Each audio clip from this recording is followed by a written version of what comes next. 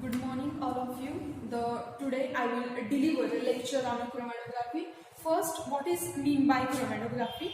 Definition: chromatography, it is a method of separation of a mixture of a component to individual component through equilibrium distribution between two phases. That is, first one is the stationary phase and second is the mobile phase. First, we see what are the advantages of chromatography. So, in this chromatography, the compound which are chemically similar and physically closely resemble can be separated by using the chromatography. Second one is the biological mixtures are also separated by using chromatography, and this method is simply rapid. So, we can analyze the micro or picograms of a mixture, and the equipment used in this chromatography is simple and very inexpensive. Okay, next one is the principle of chromatography.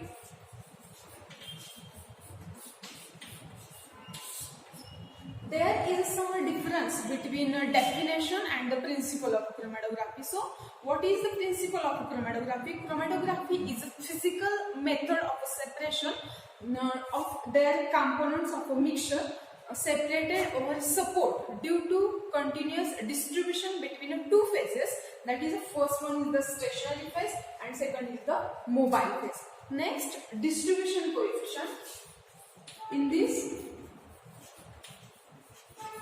distribution coefficient,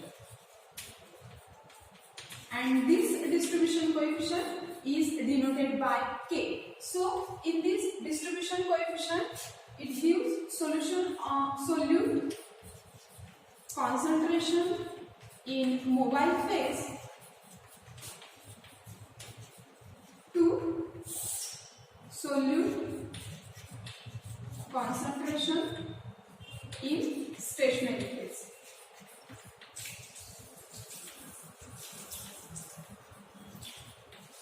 This is a distribution coefficient. Again, there is some classification of the chromatography. There are mainly two types of chromatography. First one is the classification due to force operating, and second one is the classification due to nature of a stationary and the mobile phase. In first classification due to force operating, there are 5 types of the chromatography. First one is the adsorption chromatography, second is the partition chromatography, next one is the ion exchange chromatography, next one is the affinity chromatography, and last one is the permeation chromatography. Okay, to these all type of chromatography, some forces are operated. For adsorption chromatography, there is a surface active force is operated. For the partition chromatography, there is a distribution force operated. For ion exchange chromatography, ion exchange force is used. For the affinity chromatography, there is a ligand attractive force is used. And last one is the permeation chromatography. And for the permeation chromatography, we use molecular sieve force. This is the first classification. This classification is due to force operating. Next, second is the classification due to nature of a stationary and mobile phase.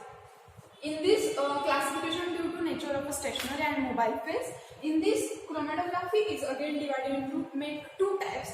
First one is the gas chromatography and second is the liquid chromatography. Okay, and in this gas chromatography there are also two types. First one is the GSC, means gas solid chromatography, and second is the GLC, means gas liquid chromatography. While in the liquid chromatography, also again divided into two types. First one is the column chromatography and second one is the planar chromatography. Okay, in this column chromatography is again divided into 6 types. First one is the LLC, means liquid chromatography. Next one is the LSC, means liquid solid chromatography. Next one is the BPC, means bonded phase chromatography. IEC means ion exchange chromatography. Next one is the EC means exclusive chromatography, and last one is the HPLC means high performance liquid chromatography. Okay, and in that one is the EC means exclusive chromatography, and this chromatography is again divided into two types. First one is the gel permeation chromatography and second is the gel filtration chromatography. This is a column chromatography, while other type is the planar chromatography. This planar chromatography is divided into two types. First one is the TLC means thin layer chromatography, and second one is the column chromatography. Okay, there are these two types. First one is the classification due to force operating, and second is the classification due to nature of a stationary phase and mobile phase.